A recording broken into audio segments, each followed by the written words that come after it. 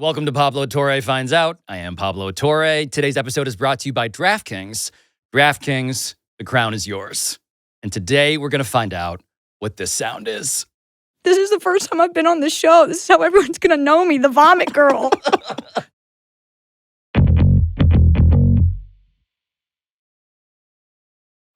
I've been thinking about this a lot in recent days, and like the conference tournament season is the number one event for like the third tier sporting arenas besides like AEW wrestling. And it's also the number one week for Red Panda. She does like 3 tournaments that week. I don't know like how she travels so efficiently. Does Red Panda have a private jet is the question, because she'll be at the Big Ten tournament and the next day she's in Charlotte. Red Panda absolutely does not have a private jet. I don't know. Not with that attitude. She lost her Maybe she unicycle in transit one time. Well, that's why she needs one. But the list of people who deserve a private jet, number one is Red Panda. I believe so. I remember one time the ACC and the Big East were both in New York. The ACC was at Barclays, and Red Panda did both. And I was like, good pull, Red Panda. That's like Deion Sanders. Yeah. No one does it like her. She's a star. Should be a Hall of Famer. We've tried to crusade for this. We continue to crusade for this. It's a Pablo Torre topic for sure. I mean, she's just the greatest. Mm-hmm. And you know something? Every time when I saw her at both the Big East and the ACC, both times I was like, "This is incredible. This is better than the basketball." Have you seen the Chihuahua guy? You know, he's trying to steal her thunder. It is pretty cool though. That dog does crazy tricks. So Chihuahua guy. For those who are not familiar with Chihuahua guy, the Chihuahua does what? He just like jumps and like climbs over the person. Yeah. Like it's hard to explain, but he's doing like cool tricks. It's like acrobatics, but for a Chihuahua. But the course is the person. The guy is the course. Yeah, but I think they also have other courses too. I think he brings props. I've only seen the guy as the course. I saw him last year and I tweeted about it, and I was like, for a second, I thought it was just a guy doing like gymnastics by himself, and then the Chihuahua came out, and I was pumped. And he replied like, "Yeah, this is my life. Like, no one is there for me. Everyone's here for the Chihuahua." I believe that he went to Illinois State, because I have a friend who went to Illinois. This is a deep cut. I had a friend that went to Illinois State, and I'm pretty sure that they have like a good circus program. Like that's something that they have. Like I know Florida State has a good circus program, but I think that Illinois State does as well. But I'm not positive. Christian Stoynev, Illinois State graduate, 2013. You know what's... And Scooby. Oh, Scooby is the Chihuahua? Scooby, the Chihuahua that sits atop the physical human platform that is Christian. You know who's making who I've seen in recent weeks who is definitely at multiple tournaments? There's a woman who does jump ropes, and on the other end of the jump rope is a dog, and then jumping the jump rope in the middle is a third dog. What? Yeah, she was at multiple conference tournaments. It's a big week for the halftime entertainers of the world. It is. We don't really think about that, but you're totally right. You're totally right that on the calendar, when it comes to monetizing your dog, your talented dogs. That's right. It's talented dog season. That's so cool. Have you guys seen the dog that paints and like paints really well? Does it do basketball games? Yeah, is this a halftime thing? I hope it does. No, it's just like on TikTok. I believe it will become a halftime performance. We're just in the cool dogs phase. But this dog like can like pick up a brush with its teeth and actually paint something kind of beautiful. But it also makes me think it's a little fake, because aren't dogs colorblind? How can you tell what the colors of the sky are? TikTok has flooded the zone with pets doing cool stuff, but I only care if they can do it in the 7 minutes in between the end of the second quarter and the teams coming out for warm-ups. If you can massage that into something at home and turn it into like a video, I don't believe it. I don't buy it. I need to see it in person before the team comes out to shoot some 16-footers.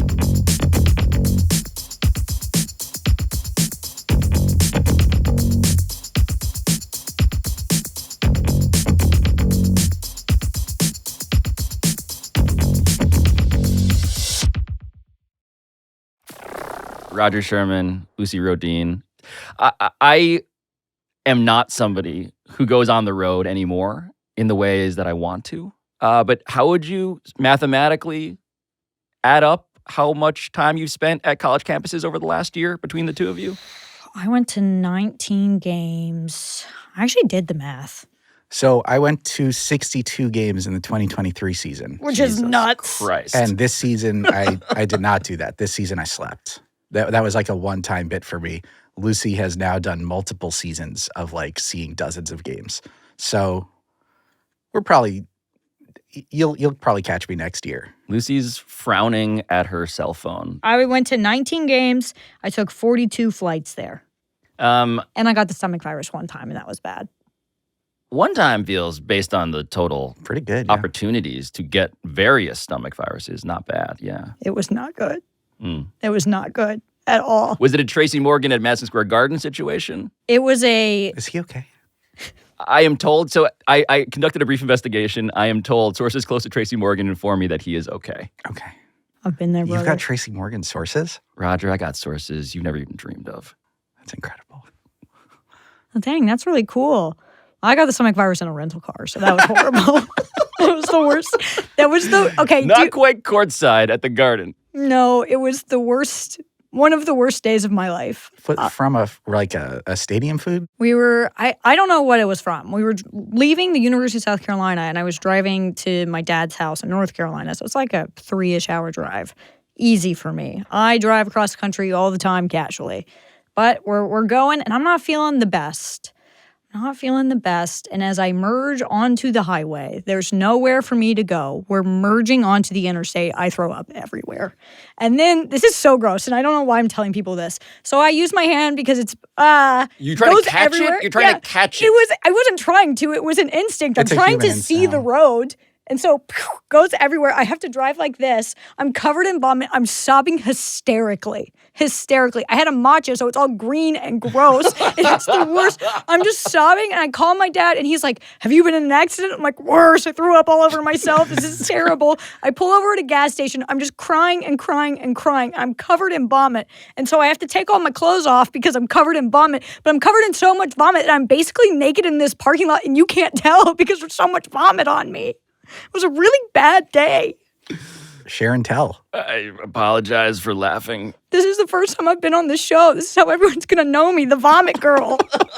One quick question. Is there any chance, because it was so green, that people were like, that's not vomit? I don't know what they thought. Like, it was everywhere. It was in my hair. It was on my face. It was all over my body. And this was a crowded, like, gas station in South Carolina for some reason. Everybody was there, and I was like, I don't care. I will say that Father of the Year, I got back. I'm, like, sobbing and covered in vomit. And my dad was like, just go throw up. And he cleaned out all the vomit for me. Oh, man. And he didn't get the stomach virus, which that kind of pissed me off. Like, thanks for your help, but you should have gotten it. I should have been contagious. Which is all to say that in the time that you guys hung out together, Rodger remained unvomited upon. No, I never puked in front of you. I do not know you as a vomiter, a projectile vomiter, and now It was that so bad. It was like The Exorcist. I'm really glad we asked her. I wasn't expecting that much detail about the vomit. Like, I thought she was just going to say, yeah, it was bad, and This is the journalism that we all aspire to. It was so bad. It was awful. tough scene. So this is the time when we contemplate, the cosmic celestial fates of the teams on this bracket. They gave us paper brackets. We have paper. I don't have a printed printer. out paper I'm brackets. so excited. You guys have spent so much time around college students, college athletes, that your interpretation of how this is going to go from a metaphysical level is actually news I could use. Mm-hmm. And Rodger, I feel like you have done, as is your wont, as is your Substack's whole deal, a genuinely insane amount of research. So how do you assess the 4 quadrants on this bracket? First of all, I don't pay attention to any of the teams with single digits. You know, there's several teams that are apparently good at college basketball this year. We're not here to talk about those. No. We're here to talk about the teams that went like 17-1 in their conferences, and I believe they can pull the upset. And also, they've never been to the NCAA tournament before. And also, they have a unique mascot. Those are who I'm honed in on. So just for the record, though, so like Duke and Cooper Flagg. Who? Not interested, but the fact that Cooper Flagg's mom is very angry at I love her. Carolina Lucy is already making noises. So my brother texted me that when she wrote like this full Facebook post basically being like, Carolina fans suck, and I'm so happy we beat you, and I don't care.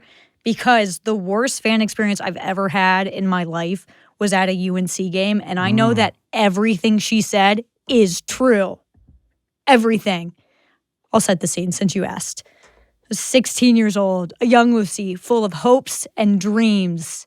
Okay? That's different from me now. No more hopes and dreams. Okay. Those are gone. This guy took it from me. Those got vomited out in a Nissan Sentra. Yeah, pretty much. Well, bad times. So Iowa was playing UNC in the Big Ten ACC Challenge, and me and my little brother went. And Iowa beat UNC. They never should have. It was one of the worst basketball games I've ever seen in my life. Like, it was genuinely a terrible game. But I'm from North Carolina, so it was super exciting because me and my brother never get to see Iowa play. I believe it was the first time that UNC had lost at home as a ranked team to an unranked team. It was a crazy upset that wasn't even important. It was like a Tuesday in December. It was the Big Ten ACC Challenge. Who cares? And we're sitting there, and me and my brother are celebrating. And this guy turns around, he's sitting in front of me, and he's like, "You're the reason UNC lost." Me? Lucy? Like, that's impressive for one 16-year-old. Yeah. And I was like, no, sir, I'm sorry. Like, it was just, you can't win them all, whatever. And I'm 16. You do realize when you're doing the Lucy 16-year-old voice, it's literally the same as Lucy in the present tense voice. Yeah, but imagine me looking, I actually pretty much look 16 right now. You look 15. Oh, I looked 12 at the time, which is important for the story, actually. So he's like, "You're the reason UNC lost." I'm like, "Hey, man, no, I'm not. I didn't do anything." And I was really nice. Like, I was like, "Hey, I'm sorry. Like, these things happen." And he was like, "Who do you think you are coming to a basketball game cheering like that?" I said, "What? I feel like this is the one socially acceptable place for me to do that." And like, I'm a kid. I'm like, "What?" And he's got to be in his 70s. Like, he's got a sweater vest on. And so I'm like, I'm sorry, sir. It's just a basketball game. Like, we never get to see our favorite team. Like, and they won. Like, it's a big deal for us. And he hits me. He goes, "What?" I know. I was a child. I was a baby. So he shoves me. He pushes me back into my seat. I'm like, "What?" What? I'm sorry. I got assaulted. I feel like I am responsible for retroactively filing a police report. So here's how that went. So I'm like, "What?" I was just hit by an old man, and his wife is like, "Oh no." But these lovely Iowa fans had come and sat with us during the game. So one of them was a professor of law at Wake Forest, and she was like, "Hey man, you just assaulted a 12-year-old, which, by the way, we had been talking the whole game. And I was like, "Oh, she's thought I was 12 years old this whole time. Like, that really hurts my feelings." And I looked like I was 12 years old, and I was dressed like I was 12 years old. Like, I was dressed way too intensely for a Tuesday night basketball game in Chapel Hill. So they had to go get security because, well, he hit me. So security comes, and my dad's like, "We need to get out of here. We have to leave." And I was like, "No, we have to stay with Tiffany. She fought for my honor." And then he was like, "No, we have to leave." And I left, and I was like, I will never go to Carolina because that's the school I wanted to go to, and I hate them. So when Cooper Flagg's mom was like, "Yeah, these fans sucked and they were horrible," I knew she was telling the truth. Right. So in other words, quote, "A big F you to the entire Carolina fan base for being classless a-holes." Yeah, I bet it was that guy. Well, I bet it was him. our investigation continues. Generally, the understanding in the college basketball universe is that Duke is the evil one of the two schools. Correct. No. It's UNC, and we It's just didn't UNC. realize it all these years. It was UNC. Like, the thing with Duke is, like, I do think that they can be assholes, but they, like, really get into the games. They're a very passionate fan base. UNC fans show up, but they don't really get into it. They're a very wine and cheese crowd. So for me, 16-year-old Lucy that could have passed for 12, when she showed up and she was cheering and having a good time, it was like the cardinal sin. I find it very difficult to disagree with your rankings of who's the bigger asshole based on your personal experience. I was hit. I was assaulted. Rodger's writing down notes on his bracket. No, I'm just crossing UNC off. Yeah, it like created like a life, like, I'm going to cross UNC off too. I just remembered another place I met you, which was the Duke's Mayo Bowl between West Virginia and North Carolina, where we were on the sidelines with the North Carolina Ram. Yes. Ramses, yes. Balls are huge. Really, right? very, they tend to focus on the front with the horns, but it's a ram. It's not a sheep. It's insane. Like, it's jarring. They're giant balls. Hold on. You're saying this is the real life ram? Yes. With anatomically, like, just in real life. He has horns painted blue. The costume mascot, no testicles. Yeah, none. Correct. Not, I mean, not that we can see. He's wearing clothing. So. I once went. So I used to cover the NCAA tournament for Sports Illustrated all the time, and I remember going into a bathroom at a regional, and into the bathroom as I was at the urinal walked Ramses, and he went into a stall. And now I realize if I had peeked into that stall, I would have seen some things. Wait, the costume mascot, not the goat. Okay. I think I took a photo of this. Yeah, that's a fun part of being a college. That might also be illegal. There's like, if you go to a college basketball tournament and you have a press pass and you're in the behind the scenes area, you will see a lot of mascots like with their head off, drinking like some Gatorade or whatever to stay. Yeah, real like Disneyland Mickey Mouse smoking a cigarette vibes. I remember I was at the St. Peter's one a couple of years ago, and the, like at UNC there must be like 20 guys like trying to be the UNC mascot, but like the St. Peter's guy was really chilling. I just remember him walking out of the area and just being like, "Hey, where's the pizza?" And I was like,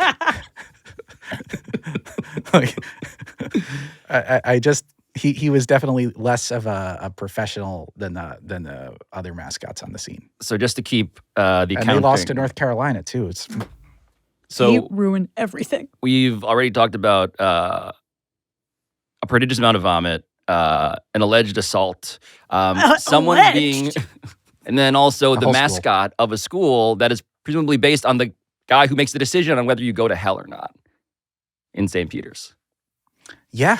There's like a lot going on. What's the word you said? Metaphysical, cosmological. Yeah. There's a lot of that going on. But the West region, Rodger. Sorry, we derailed you in ways that are now too difficult to summarize. I was assaulted. It's fair for me to do that. I will not be silenced. I can't stop laughing at your general suffering. So going region by region here in the West, once again, we're skipping all the single-digit seeds. We're here just to talk about the University of Nebraska at Omaha and their first NCAA tournament, the 15 seed. What I love about this team is that in December, when they were, I believe, 4-9, their team started a tradition of just beating the crap out of a trash can in the locker room before the games. And it worked. They were the best team in the Summit League. They won the conference. They made the NCAA tournament. They got the bid. And I think this is great strategy by them. First of all, they really go at these trash cans. I am now realizing that this is what I had previously only known as that trash can team. Yeah, they really go at these trash cans. I saw a video where one of the guys jumps off like a fridge onto it and does like a wrestling move, and he's like a player on the team. And I was like, that seems like a lot of like a little risky move just to beat up a trash can. So this is post game, and dude walks in. And everybody is already in ceremonial trash can destruction circle. Yes. It's a little violent. The towel being snapped repeatedly only to set up the elbow drop. Trash cans are expensive. That seems kind of wasteful. I'm not sure if it's a BYO situation where they're at like a road game. They're going to destroy your team's like the trash can. Ooh, that's a good question. I'm not sure how they are handling the logistics of the NCAA tournament. They're all going to neutral sites. Right. So how did this start though? So like I was saying, they were 4-9, and the assistant coach decided to do it as a motivational tool. And people are like, it turned around their season after that point. I think the actual thing that turned around their season is just that they had a really hard non-conference schedule, and they were a pretty good team in the Summit League, and then they started conference play and they started winning. So like, incredible job by that assistant coach to realize the perfect time to deploy your motivational tactic is when your team has just played like Iowa State and I think like Minnesota and some other, big non-conference teams, and then the rest of your season is against South Dakota State, North Dakota State, St. Thomas. So smart thinking by him.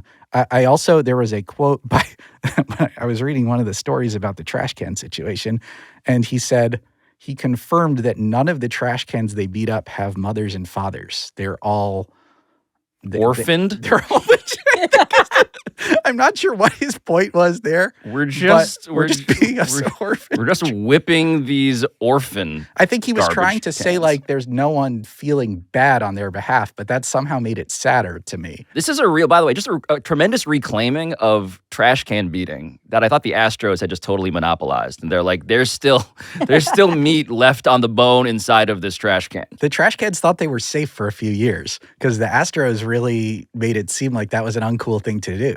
And now everyone's beating it. And what I really liked when they won the Summit League tournament, the I'm not sure how this fits into the mythology of it, but they were presented the trophy out of a trash can, like Yes. they hoisted it out of there, which was really beautiful. Well, did they beat that trash can too? They seemed pretty chill with that one. Oh, that one had a family. I don't know what happened. I'm gonna guess that they eventually also beat that trash can though.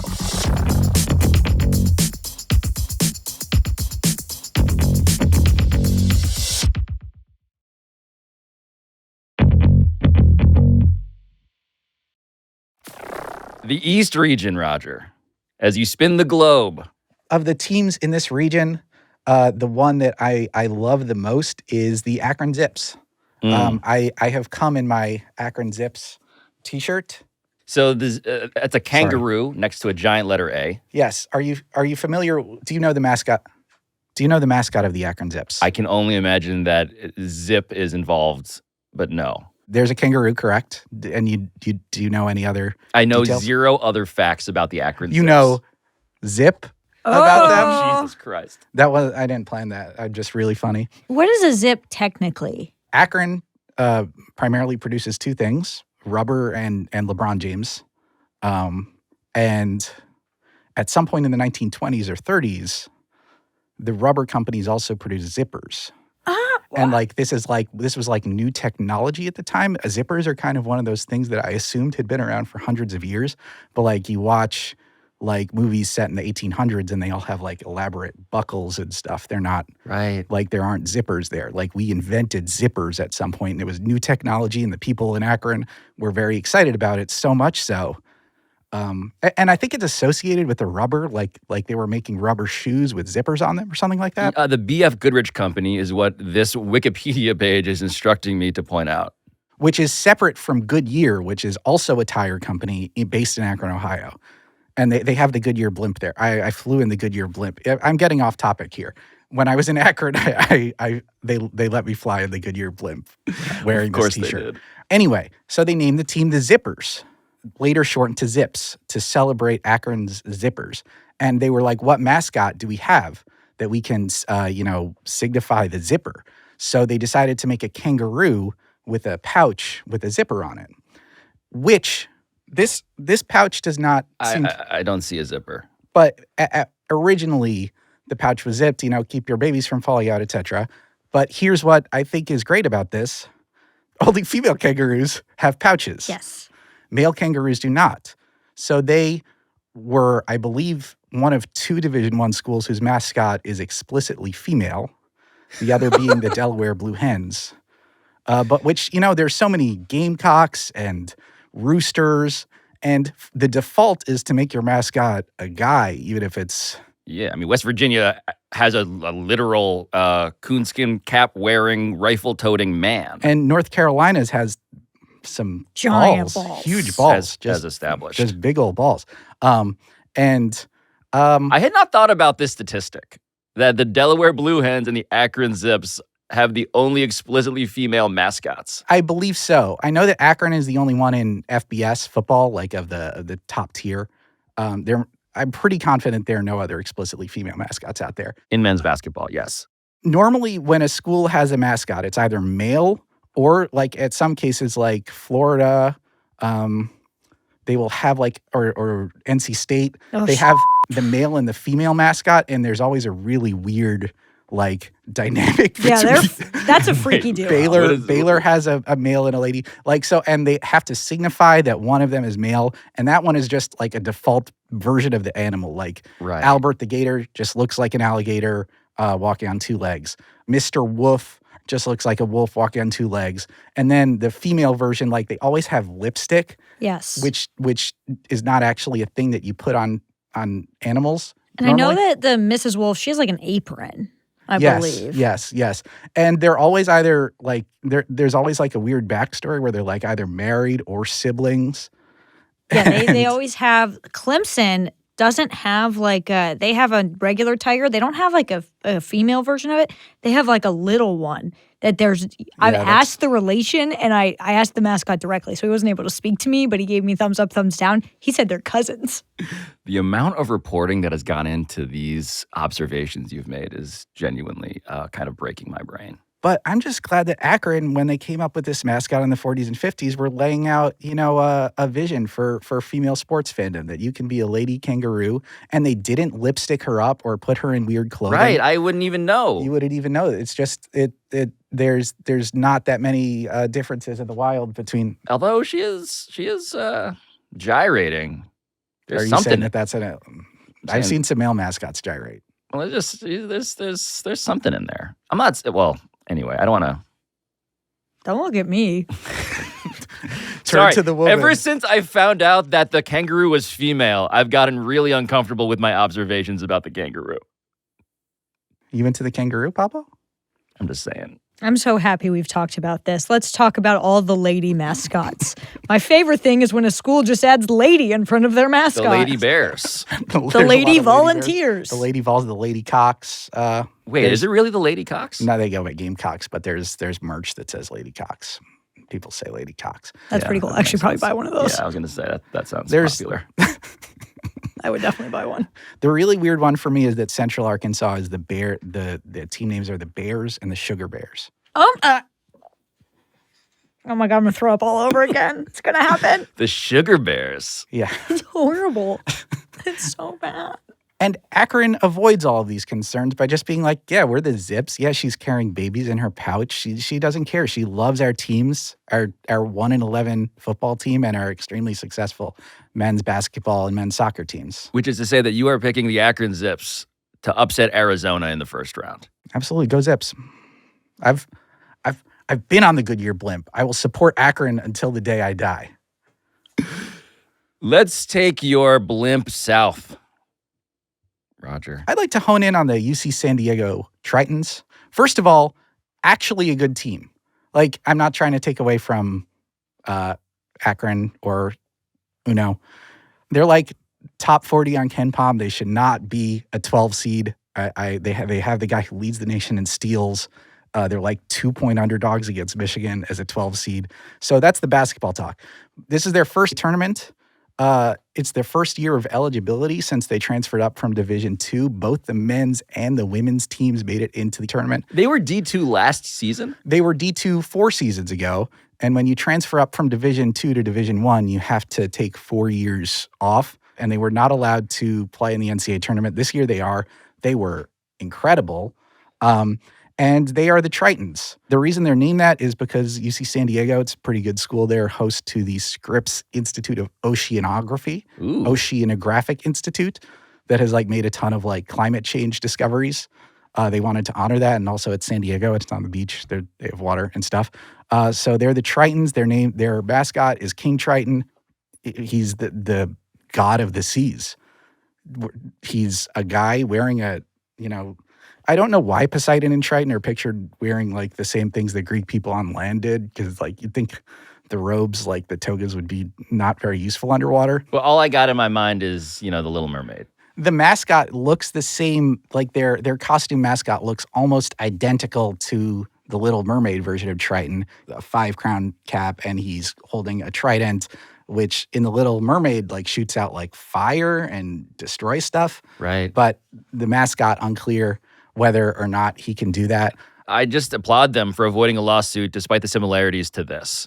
Oh, Ariel, how many times must we go through this? You could have been seen by one of those barbarians, by one of those humans. Daddy, they're not barbarians. They're dangerous. Do you think I want to see my youngest daughter snared by some fish-eater's hook? I'm 16 years old. I'm not a child. Don't you take that tone of voice with me, young lady. Well, as long as you live under my ocean, you'll obey my rule. But if you would just listen. Not another word. And I am never to hear of you going to the surface again. Is that clear? I cannot possibly interpret that clip as anything other than an allegory for Lucy talking to her dad at a North Carolina-Iowa basketball game. I did not know she was 16 years old in that movie. Yeah, that's. I'm on his side. Like, he was a little bit over the top, but like, first of all, humans are bad is like a pretty solid take. Yeah, Holds he's up. got it. And like, his 16-year-old daughter is gonna go marry some like the only human being she's ever seen before. Like, she's 16 and she's gonna cut off her tail and like, have legs. Like, Yeah, and he's like, Prince Eric is he's overrated. selfish. He's overrated. He's selfish. a little desperate on Ariel's part. And he's very reasonably like, chill out. Don't like go to the surface where you can't breathe. Can she breathe? Before we get to that, Prince Eric, also, I'm filing a retroactive lawsuit against you. Yeah, what's the age gap there? Age I don't gap know has what got the to be rules huge. are, but- Also, we're like ignoring the fact that like he can't talk to her. He doesn't even know what she's like because she trades her voice. That Yeah. feels like the most realistic part of the male-female dynamic depicted. Yeah, he's That like, is oh, I love it. That is the most, there are some problematic relationships in Disney movies, but Prince, likely of adult age with 16-year-old non-talking mermaid. That's really bad. I don't know what Atlantis's age of consent is, but we are picking UC San Diego to upset Michigan.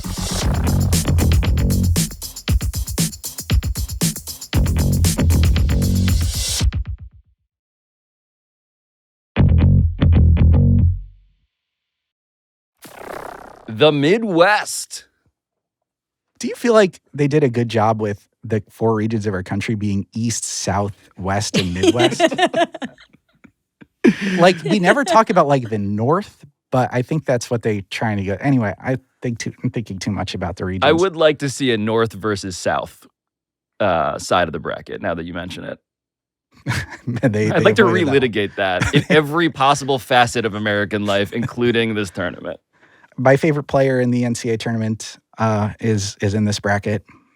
He is not likely to win, nor is he likely to be successful at the thing which drew me to him. I'm talking about Wofford's Kyler Filowich, center, led the conference in rebounding and field goal percentage, last place in the conference in free throw percentage. How bad we talking? 28 at the time. He decided to switch from overhand regular free throws, at which he was shooting 28%, to underhanded, commonly referred to as granny style free throws. Although I'm not sure how that name, I've never seen any grandmothers play basketball. It's a reasonable inquiry. Has any granny actually shot granny style as we watch? Yeah.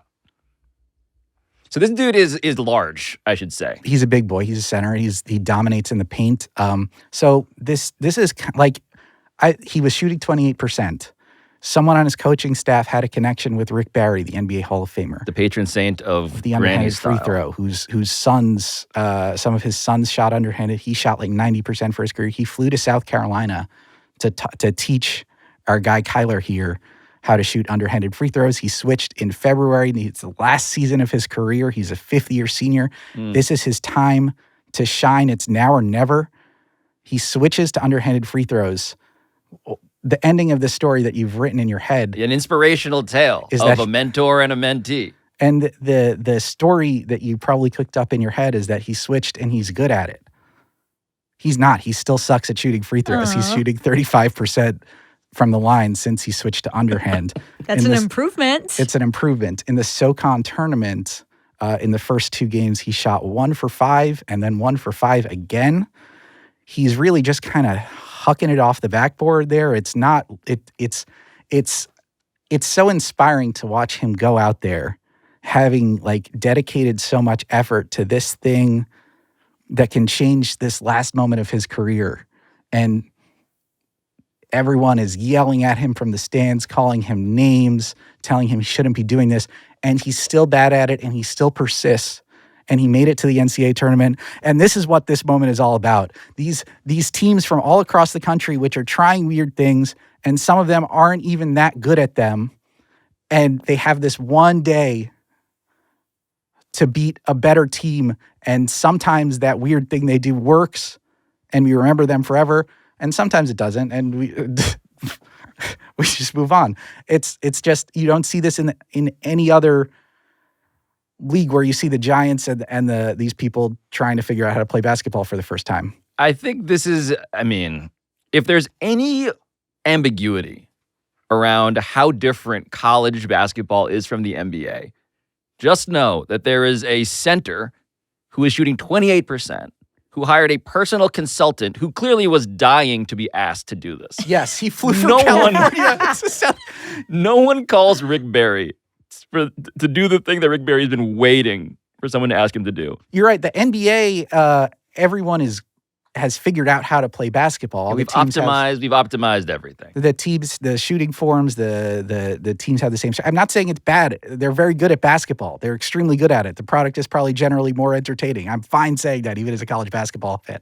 The thing that's great about college basketball is you have these 360 teams. Some of them are playing like 1-3-1 zones, and sometimes that works. Sometimes it doesn't. Some of them have guys who do not know how to shoot free throws, and then you throw them all in this one tournament, and you see what happens. And sometimes the weird stuff works. Sometimes the better team wins. And this is what March is all about. And I'm a little bit emotional for our boy Kyler. If he goes out there and he shoots 2 for 4 in a surprise victory, I'm gonna cry. I'm gonna sit in my house and I'm gonna cry because of how beautiful it is. Wofford over Tennessee is the pick. Yeah, we've got a couple 15-over-2s here, but cosmologically, it has been decreed. Lucy, you guys have been simpatico for most of this taping. Because we're childhood friends. But you have a take, Lucy, that I want Rodger to hear. So proceed. So Rodger and I have obviously both spent a lot of time at sporting events, especially college football, which is such a fun atmosphere. It's very lively. The fans are super into it. I think it's one of the best atmospheres in sports. March Madness is such a great postseason event. It's the best postseason in sports. I agree. It is not a good event to go to as a fan. Except for the women. agree. The women is great because you have home rounds. Going to a men's tournament is not fun. It's not enjoyable. It's a sport meant to be watched on your couch. So I think that if I was in charge, which I'm not, haven't been asked Yet. I'm not even in the rumor mill for potentially being in charge. We'll get this aggregated. NCAA President Lucy campaign. Look, no one's really in charge of that thing anyways. So I could easily do it. So put Lucy in charge. That's what I'm saying. But my experience for this that I really think was so fun was I got to go to the March Madness tournament when it was the COVID year, and it was entirely in Indianapolis. And so they only had crowds at 20-25%, which obviously changed the vibe. That sounds like it sucked. It was so fun as a fan because the ability to have all of the games taking place within a 45-mile radius. So when you're going to these games, I don't mean to be rude, I don't mean to be disrespectful, but I don't think people are going to Greensboro to hang out in Greensboro. I just don't think that's happening. And so ideally, if we could lessen the number of stops of locations, I think could be so cool to consume all the college basketball that you can. We got to go to some tiny venue in the Indiana State Fairgrounds, and then to Lucas Oil to watch a game, and then to the Fieldhouse to watch a game, and then to Butler to watch a game. They had games at IU. It was at Assembly Hall. It was one of the most fun going to experiences in my life because you really got to consume so much college basketball in a way that everyone was there to support their team, but I don't think anyone had ever consumed so much basketball in person, despite the fact that there was 20% admissions because of COVID. It was just such a cool system, and I wish that they could find a way to translate that. Because the women, they kind of have it down. You have the host sites for the first round. We were lucky enough to go to Iowa last year, and that was the loudest venue I've ever been to. Right. So you have that fan engagement where I just don't think the fan engagement works the same for March Madness because you don't have the ability to travel to a lot of cool places a lot of the time. You're finding out late. I wish it was just in more condensed areas. I wish there were more games happening at different venues in the city because it was such a cool thing to experience. Now, you say that, but we were looking at this photograph, and this... Oh, we lost that game. Just to give the visual on this, Lucy, who looks to be 15 and a half, is wearing an Iowa #1 jersey. Yeah, we were #1. Right next to you, though, to your right is a guy who's not nearly into this to anywhere close to the degree that you are. But to your left is... Who is that? That's Hawkeye Elvis. He's a really nice guy. Him and my dad are kind of in the Elvis community together. What does that mean? So Hawkeye Elvis is like a famous Iowa fan within like Iowa circles, and he just shows up to every game like dressed in these like super awesome Elvis like custom Iowa jumpsuits, and it's become like his persona. And he has a bunch of them. High production values on the costume. They're so nice. Does he like Elvis? I assume so. What a job though if he didn't. Yeah, it wouldn't be fun What a if life he to didn't, because lead. it's just a whole personality. I'm Like just trapped in a prison of my own devising. he's like, when he goes to an Iowa game, like everybody wants to chat with him because like you're dressed as Elvis. Like there are so many photos of me with him throughout my Iowa fandom because like you see him, am I just like, go get a picture with Hawkeye Elvis? Come on, you gotta go do it. What did you mean by him and my dad are in the Elvis community? I'm What's glad the you Elvis asked. community? Good follow-up. I am so. Let's hope my dad doesn't listen to this. He does not want his business out there, but I'm sharing it. So Iowa has this race that they do in the state every summer. My dad hasn't done it for a very long time, but it's called RAGBRAI. It stands for the Register's Annual Guide Bike Ride Across the State of Iowa. So basically, a bunch of people will bike across the state of Iowa over a week. And it's actually like kind of a big, fun drinking event. Like it's a big party. And my dad and his buddies, they used to do it every year dressed as Elvis. And they called themselves the Riding Elvi. So the first time we met Hawkeye Elvis, my dad was like, hey, Hawkeye Elvis, I'm RAGBRAI Elvis. Nice to meet you. And it was the weirdest interaction of my life. That does feel like when the mascots of two different schools who are also the same mascot but slightly different do encounter each other. Yeah, it was a weird thing. And you're just like, okay, well, I'm glad you have your hobbies.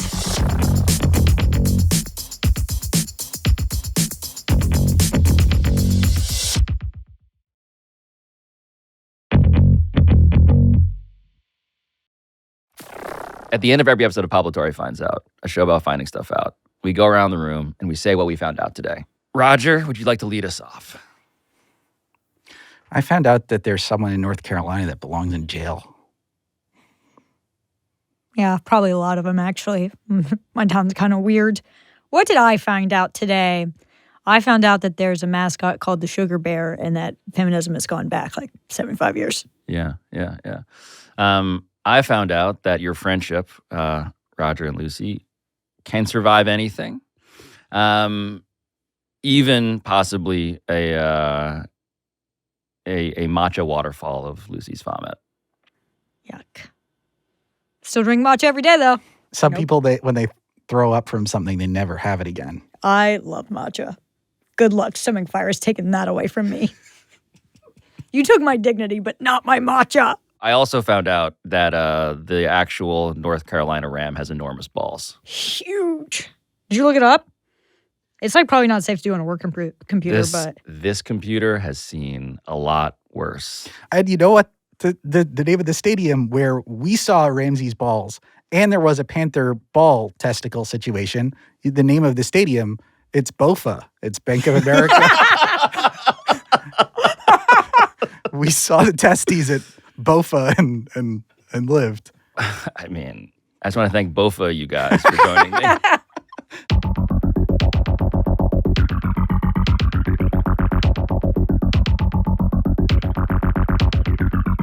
This has been Pablo Torre Finds Out, a Meadowlark Media production. And I'll talk to you next time.